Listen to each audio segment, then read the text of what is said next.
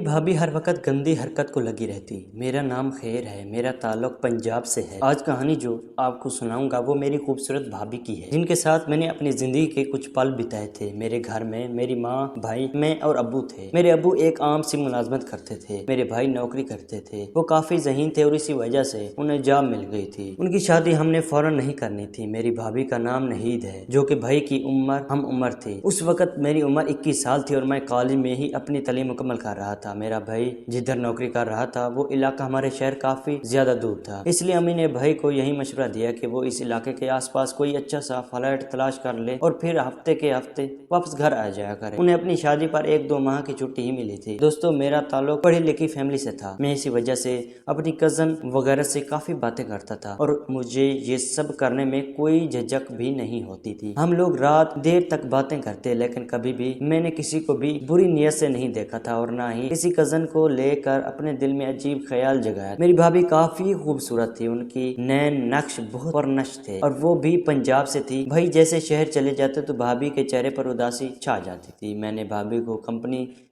دینے کا فیصلہ کر لیا، اس لیے انہیں بھی اپنے کزن کے پاس لے کر جانے لگا، ان کا دل بھی خوش ہو جائے۔ اب کزن کے ساتھ بھابھی بھی کافی شکل لگانے لگی تھی۔ میں یہ دیکھ کر کافی خوش ہو جاتا تھا، لیکن کبھی بھی بھابھی کو لے کر دل میں عجیب خیال پیدا نہیں ہوا تھا، کیونکہ میں جانتا تھا کہ وہ بھابھی کی بھائی کی بیوی کو لے کر دل میں عجیب خیال پیدا نہیں ہوا تھے، کیونکہ میں جانتا تھا کہ وہ میرے لیے بھابھی کی بیوی ہے۔ لیکن کچھ دن کے بعد میں جیسے ہی بھابھی کو فریش دیکھتا تھا، اس کو دیکھ کر حیران ہو جاتا تھا۔ میرے کزن میں سے کوئی بھی جتنی خوبصورت نہیں تھی۔ میرا حیران ہوتا تھا کہ جب بھائی بھی مجھے دیکھتی تھی تو وہ میرے پاس آ جاتی تھی، اسی حلیے میں وہ پاس آنے پر بالکل بھی نہیں جھجکتی تھی۔ اچانک سے ہی دھڑکتا، لیکن جیسے ہی بھابھی کو سوری بولا تو وہ مسکرانے لگی۔ میں ان کی مسکراہٹ نہ سمجھ سکا۔ اب میں بھی سمجھ گیا تھا کہ بھابھی مجھ سے زیادہ فری ہونا چاہ رہی ہے، اس وجہ سے میں بھی فری ہونے لگا، کوئی نہ کوئی شیطانی کر دیتا تھا، پر بھابھی مجھے بالکل بھی منع نہ کرتی۔ یہ دیکھ کر میں بھی حیران ہو جاتا۔ پھر جیسے ہی بھابھی واپس آتی تو میں خود پر قابو پا لیتا اور شیطانیوں سے خود کو روکتا۔ بھائی کے آنے پر بھابھی سب سے زیادہ خوش لگتی تھی، کیونکہ یہی وہ دن ہوتا تھا جن کے لیے بھابھی پورے 5 دن انتظار کرتی۔ ایک دن جیسے ہی رات کے وقت میں روم سے باہر نکلا تو بھائی کے روم سے عجیب آوازیں آ رہی تھیں۔ مجھے ایسا لگا کہ شاید وہ دونوں لڑائی کر رہے ہیں یا پھر کسی بات پر بحث کر رہے ہیں، لیکن مجھے کافی تجسس ہو رہا تھا کہ وہ کس چیز کے بارے میں بحث کر رہے ہوں گے۔ میں نے سوچا کہ کیا پتہ ان کی لڑائی ہو۔ اس وقت میں نے ہلکا سا دروازہ کھولا اور اندر جھانکا تو اندر کوئی عجیب سی فلم تھی، جو کہ بھابھی بھی بھائی کو دکھا رہی تھی، کچھ بتا رہی تھی۔ یہ دیکھ کر مجھے عجیب لگا۔ بھابھی کافی غصے میں تھی، جبکہ بھائی پریشان لگ رہے تھے۔ مجھے ایسا لگا کہ ضرور کوئی بات ہے جو مجھ سے چھپی ہوئی ہے، لیکن اس تھوڑی سی جگہ سے مجھے کچھ بھی سمجھ نہیں لگ رہا تھا۔ یہی سوچ کر میں کھڑکی کے پاس چلا گیا، جدھر سے مجھے سب کچھ صاف دکھائی دے رہا تھا۔ بھائی وہ کچھ کرنے کا کہہ رہی تھی اور موبائل دکھا رہی تھی، جبکہ بھائی کہہ رہے تھے کہ وہ تھکے ہوئے ہیں اور ایسا ویسا کچھ نہیں کر سکتے۔ اس پر بھابھی ان سے شکوہ کر رہی تھی کہ وہ بھابھی کی کوئی بھی خواہش پوری نہیں کرتے۔ بھائی واپس ہونے لگے جب بھابھی نے فیصلہ کر لیا کہ انہیں خود ہی کچھ کرنا ہوگا۔ یہی سوچ کر بھابھی کے بھائی کے پاس چلی گئی۔ میں نے وہ سب دیکھا تو میرے اندر عجیب سی کمی کی طاری ہو گئی، پر بھائی نے بھابھی کا بالکل بھی ساتھ نہیں دیا اور کچھ دیر بعد ہی بھابھی کو خود سے دور کر دیا۔ بھابھی کافی اداس ہو گئی، اپنے حلیہ درست کر کے وہ سونے لگی۔ مجھے بہت دکھ ہوا، بھابھی ایسے کیوں کر رہے تھے؟ بھابھی ان کے جدائی کے 5 دن بعد بھی برداشت نہیں کر پا رہی تھی اور بھائی ان کے پاس ہو کر اتنا تڑپا رہے تھے۔ مجھے بھائی پر کافی ترس آ رہا تھا۔ کچھ دیر بعد ہی بھابھی اپنی جگہ سے اٹھ رہی تھی۔ مجھے یہی لگا کہ وہ باہر نکل آ رہی تھی۔ میں فوراً ہی اپنی جگہ سے ہٹ گیا۔ وہ رات گزری اور اگلی صبح بھائی واپس چلے گئے۔ بھابھی کافی اداس ہو گئی۔ یہ روز کا معاملہ تھا، پر کوئی بھی نہیں سمجھتا تھا کہ بھابھی اتنی اداس کیوں ہوتی تھی۔ اس بار میں سب کچھ سمجھ گیا تھا کہ بھائی کے اندر ایسا مسئلہ ہے کہ بھابھی اداس ہو جاتی ہے۔ میں نے اس کے بعد سے جب سے بھابھی کو دیکھا، میری نظریں عجیب طرح کی ہو گئی تھی۔ میری شیطانی ہوش میں اضافہ ہوتا جا رہا تھا اور بھابھی کو وہ سب کچھ پسند آتا۔ وہ میرے ساتھ اور بھائی زیادہ اٹیچ ہونے لگی تھی۔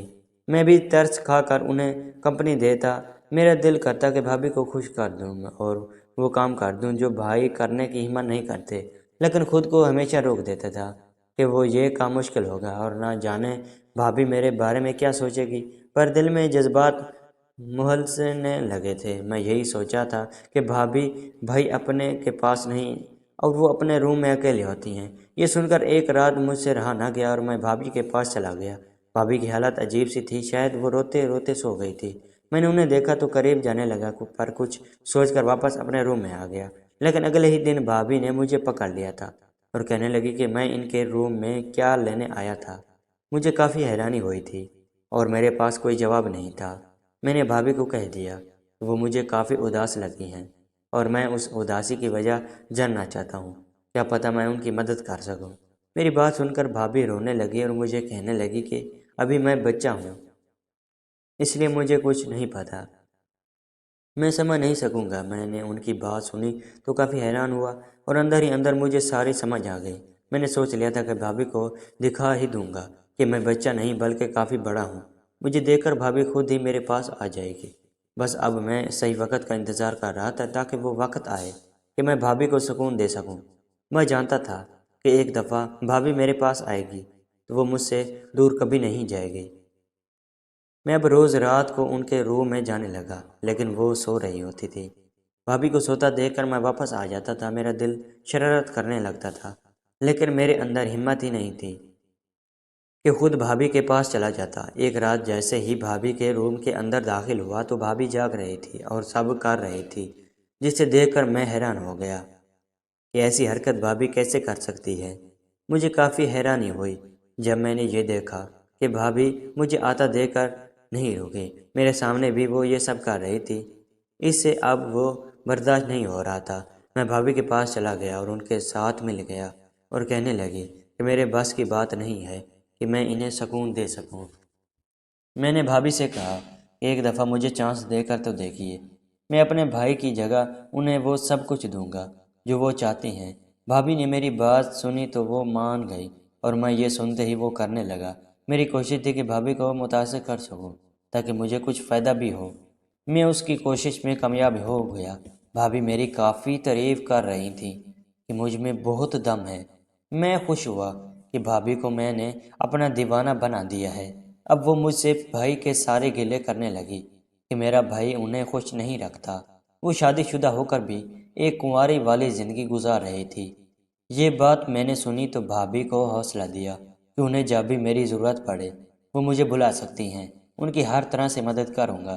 بھابھی بہت خوش ہو گئی۔ اب وہ بھائی کے آنے پر اداس ہو جاتی کیونکہ وہ مجھ سے دور ہو جاتی، پر جیسے ہی بھائی واپس جاتے تو وہ خوش ہو جاتی اور ہم دونوں رات کو ہلکا گلا کرتے۔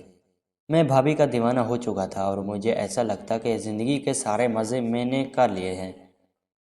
وہی سچ میں مجھے اپنا دیوانہ بنا چکی تھی، میری ہر بات مانتی تھی، میں انہیں جو بھی کرنے کا بولتا وہ ایسا ہی کرتی تھی۔ یہ دیکھ کر مجھے کافی خوشی ہوئی، لیکن اب مجھے اس بات کا ڈر تھا کہ کل کو جب میری شادی ہوگی تو بھابھی کا ساتھ کون دے گا۔ بھابھی پھر سے اکیلی ہو جائے گی۔ میں نے یہ چیز بھی نہیں دیکھی تھی کہ جب سے میں بھابھی کے ساتھ تھا تب سے بھائی بھی میرا